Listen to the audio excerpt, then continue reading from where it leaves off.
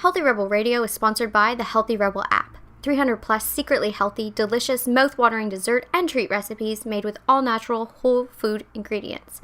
Now available for download on the App Store and Google Play. Find out more details at healthyrebel.com.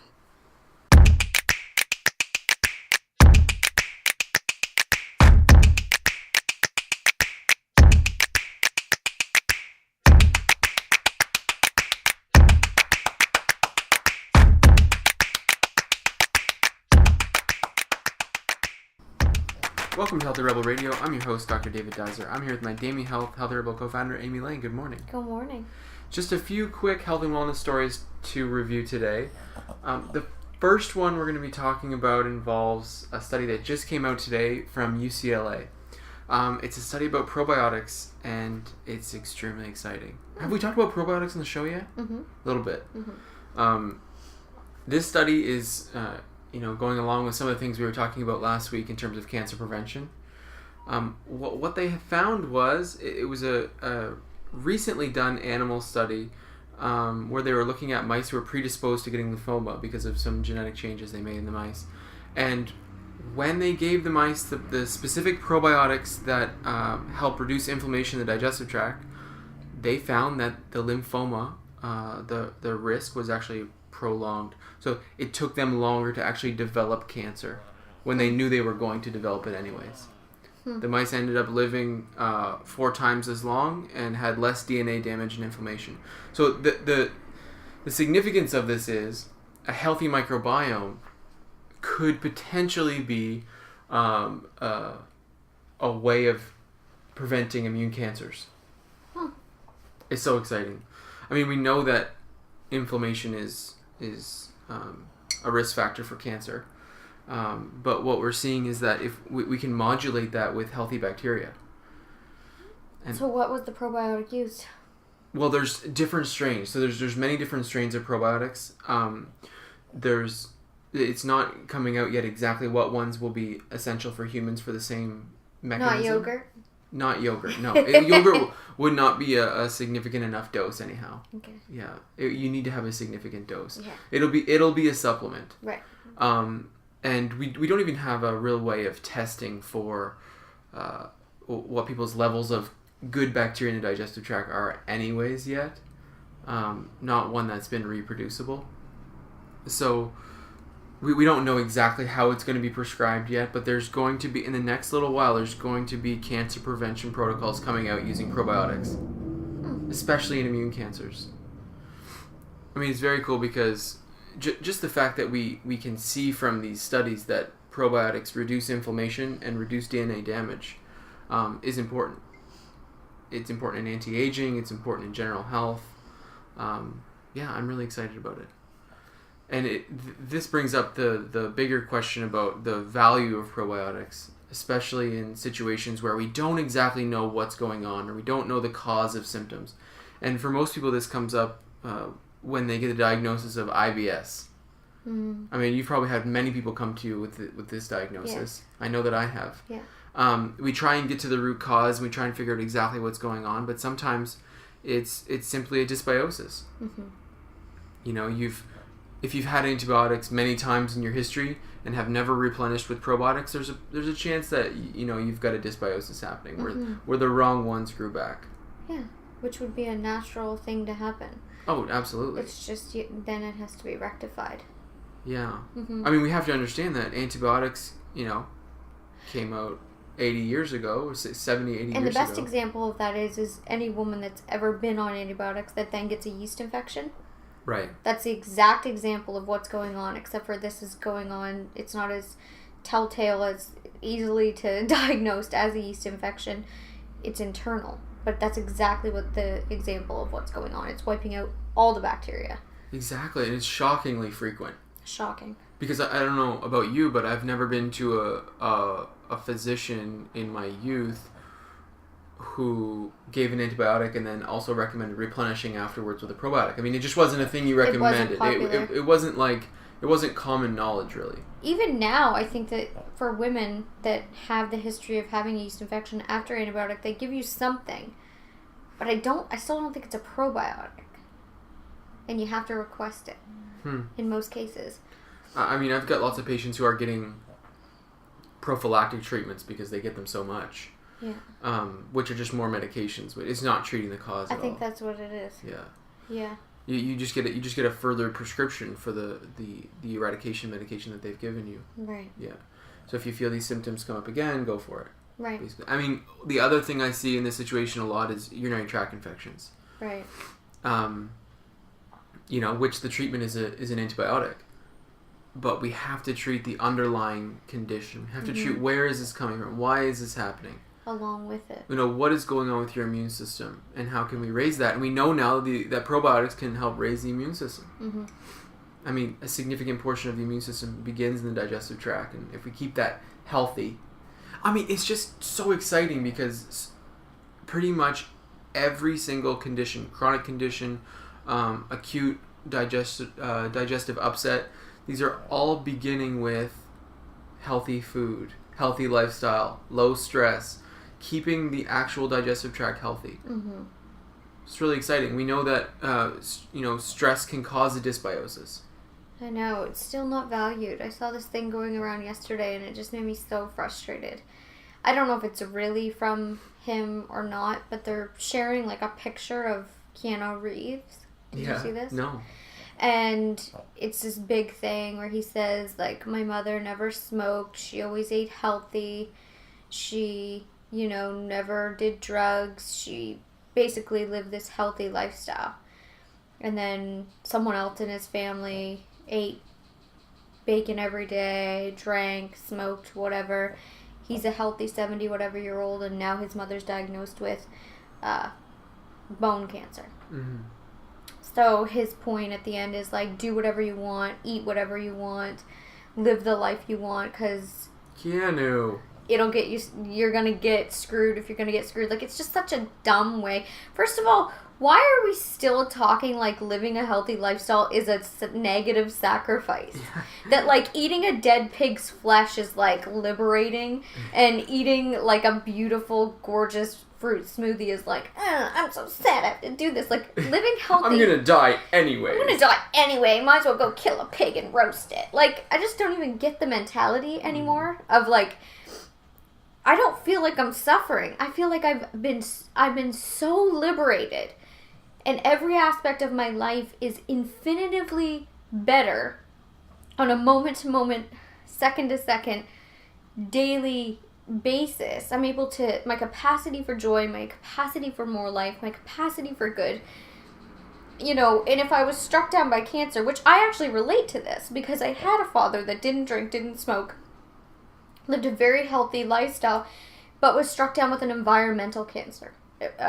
Exposure to asbestos in a government building, in a government job. Man-made environmental exposure, yes. So, that he was completely unaware of. Completely struck down as a victim in his 50s. He was an athlete his whole life. And like I said, never drank, never smoked, was taking every supplement, doing all the whatever, and he was struck down by this.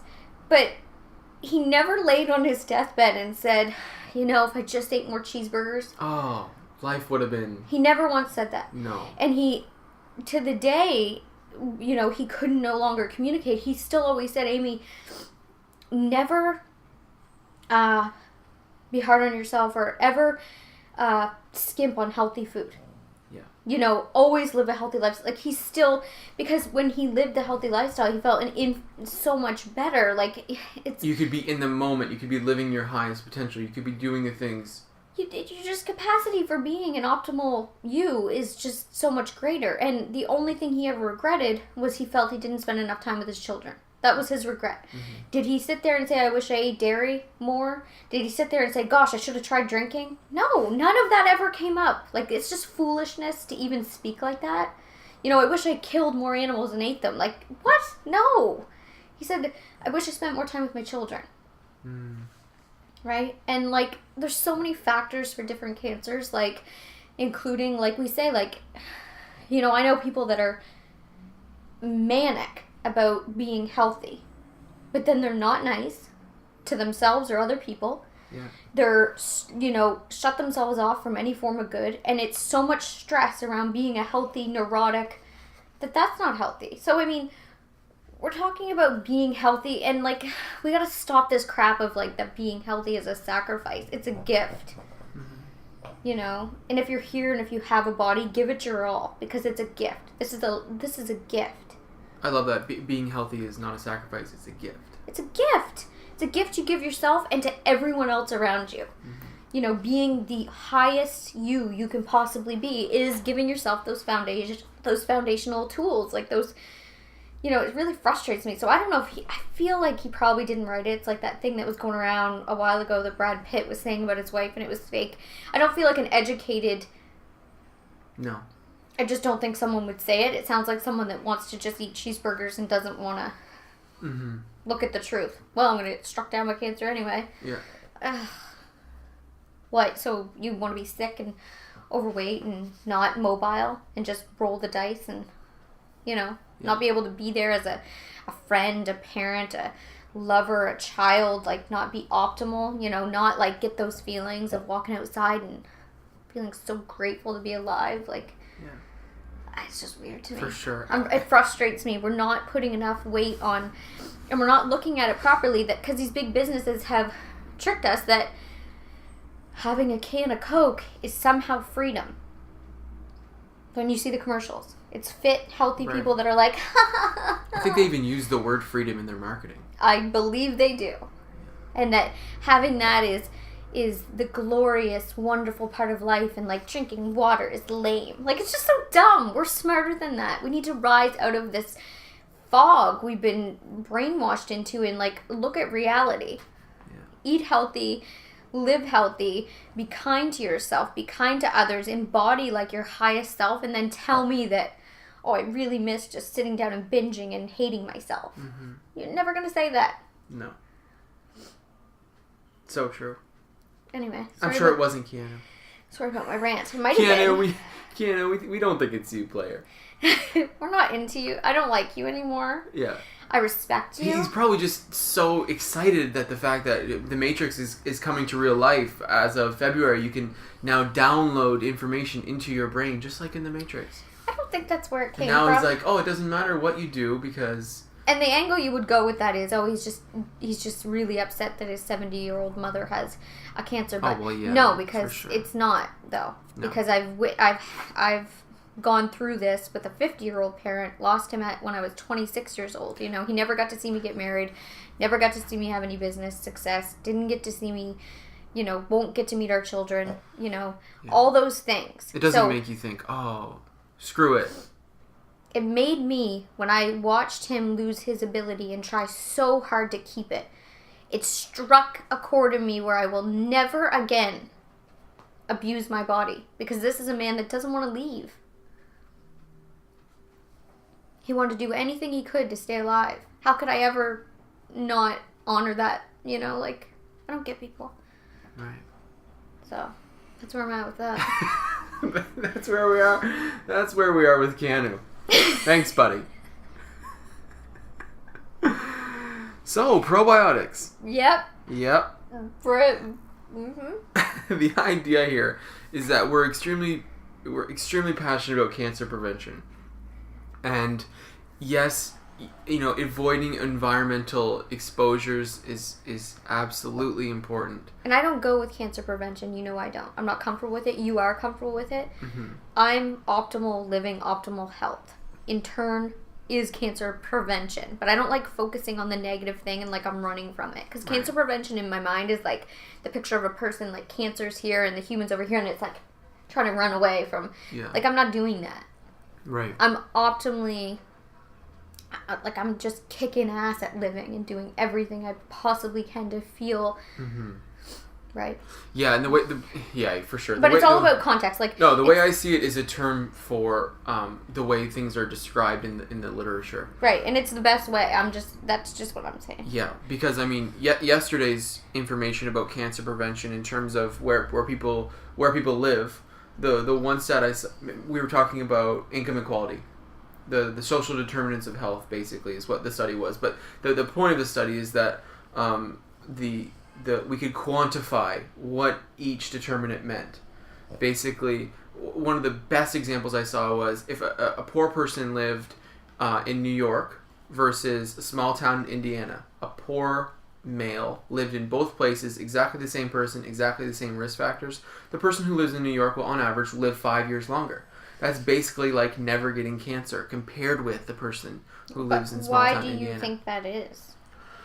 Well, that's the thing that we have to figure out, and we can say, oh, the determinants, living in a more expensive place maybe would be one of them, but... Because you have access to, like, food from other people, and you have human communication, and those types of there's human communication in Indiana. I mean, it's not like there's no communication. It's potentially the vibe, the culture, the people you're around, the ideas moving forward. Like, we have seen a major difference from living in small town Ontario, small town Nova Scotia, versus living in large city British Columbia. There's a huge difference in what people are doing, what people are into. I mean, we live right across from a yoga studio where thousands of people come in and out every month. I mean, like, we're in... We live above a non-GMO, all organic. Yeah, there is nothing in the store below us that's not organic. Like, there's certain situations you get yourself into where this place is extremely more expensive than other places we have lived. Oh my gosh, yeah.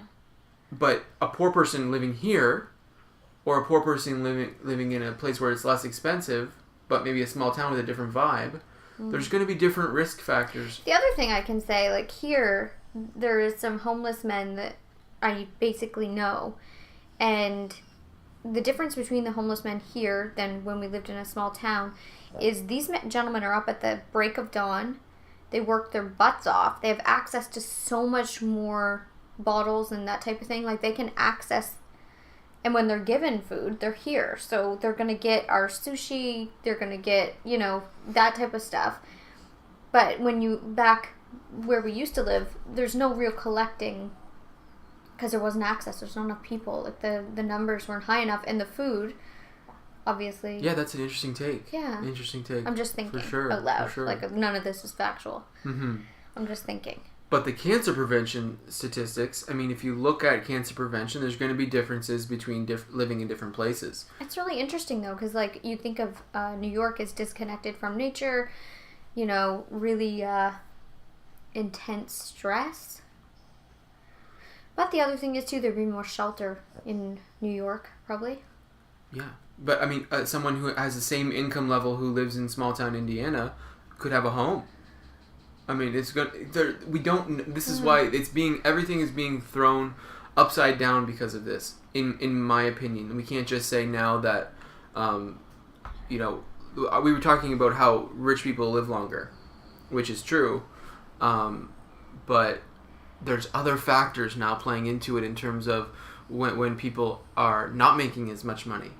Where you live is a huge factor in what you'll develop disease-wise or not. It's interesting. Yes, it is. So we were talking about digestive health today, and we were going through a bit of the most recent probiotic stuff, and it's so exciting. I was also looking through prebiotic information this morning, and prebiotics are the foods you eat that help fuel the good bacteria in your digestive tract. FOS is the most common supplement that people take, but basically you get these prebiotics, and the good bacteria uses them for fuel to repopulate.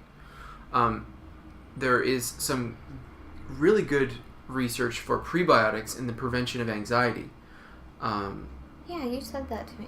Yeah, it's really interesting, and since that came out in 2012, 2013, there's been more and more studies looking into probiotics for the prevention of anxiety, and some positive reviews have come from that, especially with kids.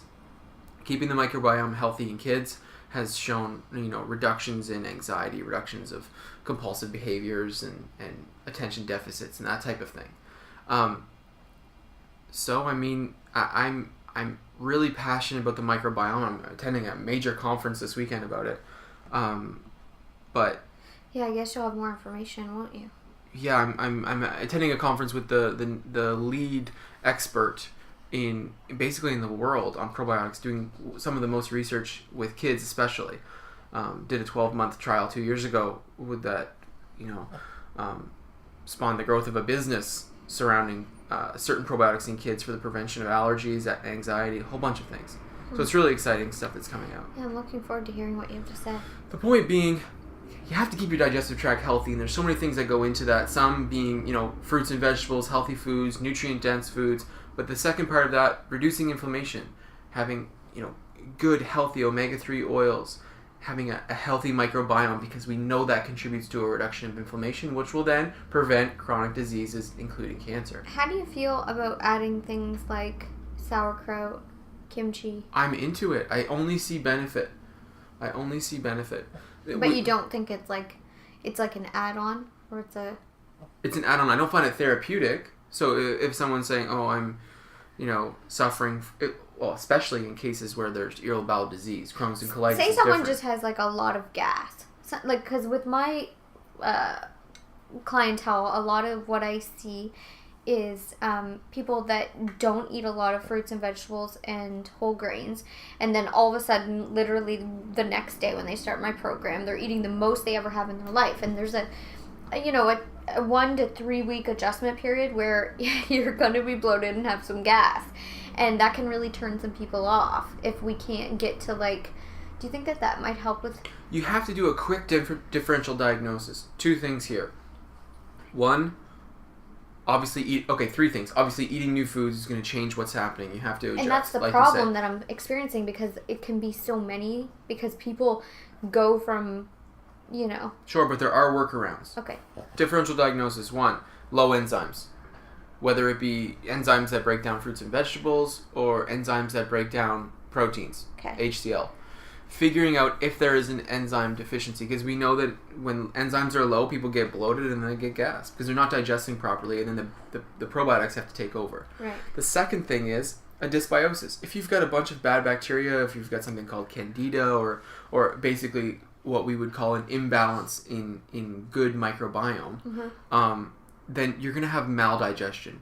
You're going to have these other bugs taking over in situations where they wouldn't be involved. Yeah. It would be more good bacteria. So the best part about these is taking probiotics is very safe at the doses that are in the most common supplements. And taking enzymes can be very safe depending on which ones you're doing. You have to figure out exactly what it is. So if you know that you're getting gas after certain foods, there's going to be certain enzymes that are going to be more appropriate to those meals. Okay. And which they're easy to take and very safe to do. So oftentimes it's not even worth doing a diagnosis in just this case. You just take both. Right. But consult with a naturopath or a physician and go through exactly what your symptoms are and when and why. And they'll tell you exactly what to do. We do so much of this. Oh, it's so powerful, especially when you're making those digestive shifts. Yeah. Often a broad spectrum enzyme and a good solid therapeutic probiotic can be the solution. Yeah. Especially if you're going from a really high carb diet or like a lot of red meat or processed meats or processed foods, and all of a sudden you eat some beans. Oh, beans are the worst for me. No, your body's just not ready for it. It doesn't know what to do with them yet. It's really used to digesting processed meats from a sandwich, and it's doing a pretty good job. Broken down. It's doing a pretty good job with those. And what I try to explain to people is, in most cases, unless there is an underlying issue, in most cases, like I said, this does resolve with consistency. Oh, the body's very smart. The body's very smart, especially the digestive tract. Yeah. It's exposed to the external world for them being food. So it's able to adapt quite quickly. That being said, if an inflammatory process begins, then that damage can result in leaky gut or intestinal permeability, I would call it, where that inflammation can then wreak havoc on the body. So you have to watch that and make sure you regulate it when you're first getting going. Right. It's worse though when you are a healthy eater, or you are sort of a moderate healthy eater. It's much worse. Someone who is trying to maintain a healthy diet but then has like sugar, cake, and all these things all day. Yeah. I ate healthy, so now I can have cake every evening. I know. It's much worse than the digestive tract. Yeah. Anyhow, I'm obsessed with probiotics right now, and maybe because of the conference coming up. But we'll see what happens after the weekend. Definitely. That's Healthy Rebel Radio for today. Thank you so much for listening, and have a great day. See you. Healthy Rebel Radio is presented by the online health and wellness center, DamiHealth.com. Since 2009, Amy Lane has successfully coached thousands of women through her signature program, the Bikini Body Program. Join today to work exclusively with Amy to unveil your greatest yet to be from the inside out. Go to DamiHealth.com for more information. Thank you for listening to Healthy Rebel Radio. Please connect with us on our community pages on Facebook, Pinterest, and Instagram, all at the handle @DamiHealth. For weekly recipes, articles, and all our episodes straight to your inbox, join our newsletter at DamiHealth.com. You can find all the links discussed in today's episode in the show notes. Thank you for joining us, and see you tomorrow.